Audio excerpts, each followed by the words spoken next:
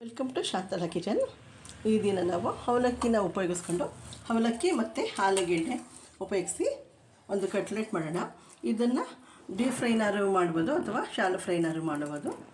ಈಗ ಮೊದಲಿಗೆ ನಾವು ಈ ಅವಲಕ್ಕಿನ ಸ್ವಲ್ಪ ಒಂದು 2-3 ಬಾರಿ ತೊಳ್ಕೊಂಡು ಅದನ್ನು ಸ್ವಲ್ಪ ನೆನೆಸೋಣ. ನೋಡಿ, 2 ಬಾರಿ ಅವಲಕ್ಕಿನ ತೊಳೆದು ಈ ರೀತಿ ಇಟ್ಟಿದೆ. ಇದಕ್ಕೆ ನೀರು ಹಾಕಿ ನೆನೆಸೋದೇನು ಬೇಡ, ತೊಳೆದಿರುವಂಥ ನೀರಿನಲ್ಲೇ ಇದು ನೆನೆಯುತ್ತೆ. ಅಲ್ಲಿವರೆಗೆ ನಾವು ಈಗ ಆಲೂಗೆಡ್ಡೆನ ರೆಡಿ ಮಾಡ್ಕೊಳ್ಳೋಣ. ನೋಡಿ, 2 ಆಲೂಗೆಡ್ಡೆನ ನಾನು ಬೇಯಿಸಿದ್ದೀನಿ. ಈಗ ಅದನ್ನು ಸಣ್ಣದಾಗಿ ತುರ್ಕೊಳ್ಳೋಣ. ಇದನ್ನು ಸ್ಮ್ಯಾಶ್ ಮಾಡೋದೇನು ಬೇಡ, ಈ ರೀತಿ ಸ್ವಲ್ಪ ತುರ್ಕೊಳ್ಳೋಣ. ನೋಡಿ, ಈ ರೀತಿ ಬೇಯಿಸಿರುವಂಥ ಆಲೂಗೆಡ್ಡೆನ ತುರ್ಕೊಂಡಿದ್ದೀನಿ. ಈಗ ನೋಡಿ, ಅವಲಕ್ಕಿ ತೊಳೆದು ಇಟ್ಕೊಂಡಿದ್ವಲ್ಲ, ಈಗ ಇದಕ್ಕೆ ಆ್ಯಡ್ ಮಾಡೋಣ. ತುಂಬ ಹೆಚ್ಚು ನೆನೆಯೋದೇನು ಬೇಡ, ಉಪ್ಪಿಟ್ಟಿಗೆ ನಾವು ನೆನೆಸ್ತೀವಲ್ಲ ಅಷ್ಟು ನೆನೆಸೋದೇನು ಬೇಡ. ಈಗ ಆಲೂಗೆಡ್ಡೆ ಜೊತೆ ಈ ನೆನೆಸಿರೋಂಥ ಸ್ವಲ್ಪ ಅವಲಕ್ಕಿನ ಸ್ವಲ್ಪ ಹೊಂದ್ಕೊಳ್ಳೋ ರೀತಿ ಕಲಿಸ್ಬೇಕು. ತುಂಬ ನೆನೆದ್ರೆ ಏನಾಗುತ್ತೆ ಅಂದರೆ ತುಂಬಾ ಮುದ್ದೆ ಆಗುತ್ತೆ. ನನ್ನ ಈ ವಿಡಿಯೋಗಳನ್ನು ನೋಡಿ ಸಪೋರ್ಟ್ ಮಾಡಿ, ಲೈಕ್ ಮಾಡಿ, ಶೇರ್ ಮಾಡಿ ಮತ್ತು ಸಬ್ಸ್ಕ್ರೈಬ್ ಆಗಿ. ಮತ್ತು ನಿಮ್ಮ ಕಾಮೆಂಟ್ಗಳನ್ನು ತಿಳಿಸಿ, ಇದರಲ್ಲಿ ಏನು ಮಿಸ್ಟೇಕ್ ಆಗಿದೆ ಏನು ಅಂತ. ವಿಡಿಯೋಗಳನ್ನು ಪೂರ್ತಿ ನೋಡಿ ಸಪೋರ್ಟ್ ಮಾಡಿ.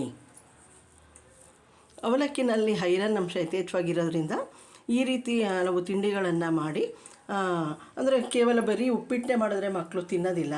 ಆಗ ಅದರ ಜೊತೆಗೆ ನಾವು ಏನು ಮಾಡಬೇಕು ಅಂದರೆ ಈ ರೀತಿ ಹಲವಾರು ತಿಂಡಿಗಳನ್ನ, ಇದಕ್ಕೆ ಸ್ವಲ್ಪ ತರಕಾರಿನೂ ಕೂಡ ಮಿಕ್ಸ್ ಮಾಡಿ. ನೋಡಿ, ಈ ರೀತಿ ಕಲಸಿಟ್ಕೊಂಡಿದ್ವಿ. ಈಗ ಇದಕ್ಕೆ ತುರಿದಿರುವಂಥ ಕ್ಯಾರೆಟ್ನ ಹಾಕೋಣ. ಅಂದರೆ ನೀವು ಇದಕ್ಕೆ ಕ್ಯಾಪ್ಸಿಕಮ್ಮನ್ನು ಹಾಕೊಬೋದು, ಸಣ್ಣದಾಗಿ ಕಟ್ ಮಾಡಿ. ಮತ್ತು ಬಟಾಣಿನೂ ಕೂಡ ಹಾಕ್ಬೋದು, ಅಲ್ಲೆಕೋಸನ್ನು ಕೂಡ ಸಣ್ಣದಾಗಿ ಕಟ್ ಮಾಡಿ ಹಾಕ್ಬೋದು. ಈಗ ನಾನು ಕ್ಯಾರೆಟು ಮತ್ತು ಈರುಳ್ಳಿ ಹಾಕಿದ್ದೀನಿ. ನೋಡಿ, ಇಲ್ಲಿ ಸ್ವಲ್ಪ ಗ್ರೀನ್ ಚಿಲ್ಲಿ ಹಾಕ್ತಾಯಿದ್ದೀನಿ, ಸಣ್ಣದಾಗಿ ಕಟ್ ಮಾಡಿರುವಂಥದ್ದು. ಸ್ವಲ್ಪ ಕೊತ್ತಂಬರಿ ಸೊಪ್ಪು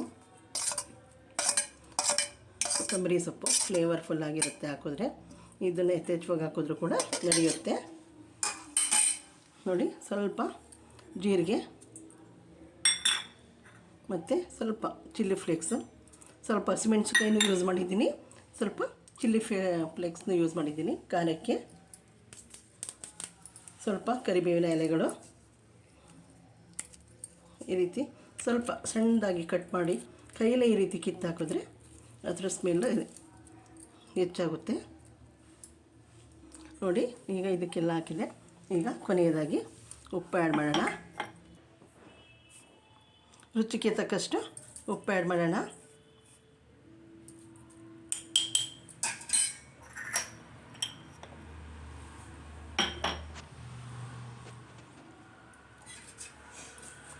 ನೋಡಿ, ಈಗ ಇದು ಎಲ್ಲ ಹಾಕಿದೆ. ಈಗ ಎಲ್ಲನೂ ಇದನ್ನು ಕೈಯಲ್ಲೇ ಹೊಂದಿಸೋಣ, ಸ್ಪೂನಲ್ಲಿ ಆಗೋದಿಲ್ಲ. ಕೆಲವೊಂದು ಪದಾರ್ಥಗಳನ್ನು ಮಿಕ್ಸ್ ಮಾಡಬೇಕಾದ್ರೆ ಕೈನೇ ಯೂಸ್ ಮಾಡಬೇಕು. ಅದಕ್ಕೆ ಆಗ ಕೈಲಿರುವಂಥ ಒಳ್ಳೆಯ ಅಂಶಗಳು ನಾವು ಮಾಡ್ತಾಯಿರೋ ಪದಾರ್ಥದ ಮೇಲೂ ಕೂಡ ಬೀಳುತ್ತೆ. ಹಿಂದೆ ಊಟ ತಿಂಡಿ ಮಾಡಿಸ್ಬೇಕಾದ್ರೆ ಮಕ್ಕಳಿಗೆ ಸ್ಪೂನಲ್ಲಿ ಮಾಡಿಸ್ತಾನೇ ಇರಲಿಲ್ಲ. ಕೈಯಲ್ಲೇ ಅನ್ನ ಹಾಕ್ಕೊಂಡು, ಒಂದಷ್ಟು ಅನ್ನ ಒಂದು ಬೌಲ್ಗೋ ತಟ್ಟೆಗೋ ಹಾಕ್ಕೊಂಡು ಕಿವುಚಿ ಚೆನ್ನಾಗಿ ತಿನ್ನಿಸ್ತಾಯಿದ್ರು. ಆಗ ಕೈನಲ್ಲಿರುವಂಥ ಒಳ್ಳೆಯ ಅಂಶಗಳು ಕೂಡ, ಪಾಸಿಟಿವ್ ಅಂಶಗಳು ಕೂಡ ನಾವು ಮಕ್ಕಳಿಗೆ ತಿನ್ನಿಸುವಂಥ ಆಹಾರದಲ್ಲಿ ಸೇರ್ತಾಯಿತ್ತು. ಅದಕ್ಕೆ ಹೇಳೋದು ಅಮ್ಮನ ಕೈ ತುತ್ತು ಅಂತ. ಈಗಲೂ ಕೂಡ ಕೆಲವು ಕಡೆ ಬೆಳದಿಂಗಳಲ್ಲಿ ಕೂತ್ಕೊಂಡು ಒಂದಷ್ಟು ತಿಂಡಿಗಳನ್ನು ಮಾಡಿ ಇಟ್ಕೊಂಡು, ಅನ್ನ ಎಲ್ಲನೂ ಇಟ್ಕೊಂಡು ಒಂದು ಪಾತ್ರೆಗೆ ಹಾಕಿ ಚೆನ್ನಾಗಿ ಕಲಸಿ ಕೈ ತುತ್ತ ನೀಡುವಂಥ ಪದ್ಧತಿನ ಈಗಲೂ ಕೂಡ ಕೆಲವರು ಮಾಡ್ತಾರೆ. ನೋಡಿ, ಈ ರೀತಿ ಗಟ್ಟಿಯಾಗಿ ಕಲಿಸ್ಕೊಂಡಿದ್ದೀವಿ. ಈಗ ಸಣ್ಣ ಸಣ್ಣ ಉಂಡೆ ಮಾಡಿಕೊಂಡು ಇದನ್ನು ಕಟ್ಲೆಟ್ ಆಕಾರಕ್ಕೆ ಮಾಡ್ಕೊಳ್ಳೋಣ.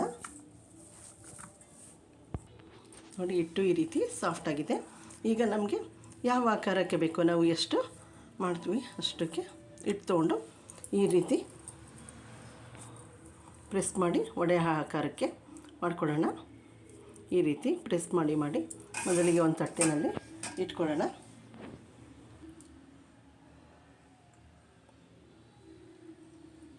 ನೋಡಿ ಈ ರೀತಿ ಕಟ್ಲೆಟ್ನ ಸಣ್ಣ ಸಣ್ಣದಾಗಿ ಮಾಡ್ಕೊಂಡಿದ್ದೀನಿ. ಈಗ ಇದನ್ನು ಡೀಪ್ ಫ್ರೈ ಮಾಡೋಣ ಅಥವಾ ಶಾಲೋ ಫ್ರೈನೇ ಮಾಡೋಣ. ಅಂದರೆ ಕೆಲವರು ಎಣ್ಣೆಯಲ್ಲಿ ಪೂರ್ತಿ ಕರೆದ್ರೆ ಕೆಲವ್ರಿಗೆ ಇಷ್ಟ ಆಗೋದಿಲ್ಲ. ಅದಕ್ಕೆ ಮಕ್ಕಳಿಗೆ ಸ್ವಲ್ಪ ಕೊಡಬೇಕಾದ್ರೆ ಇದನ್ನು ಸ್ವಲ್ಪ ಎಣ್ಣೆ ಯೂಸ್ ಮಾಡಿ ಕರೆದ್ರೆ ಚೆನ್ನಾಗಿರುತ್ತೆ.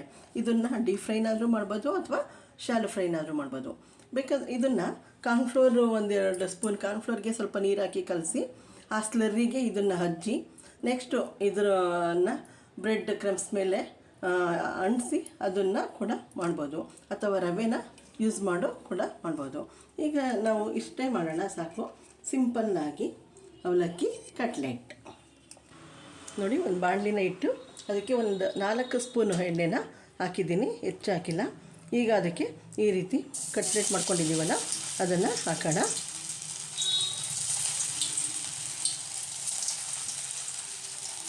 ಎಷ್ಟು ಹಿಡಿಯುತ್ತೆ ಅಷ್ಟು ಹಾಕೋಣ.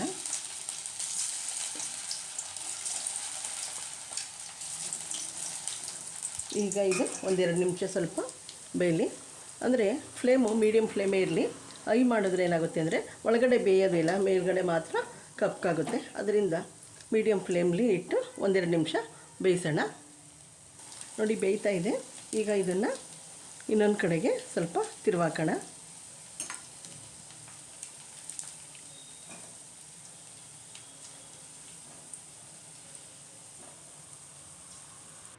ನೋಡಿ, ಅವಲಕ್ಕಿ ಕಟ್ಲೆಟು ರೆಡಿಯಾಗಿದೆ.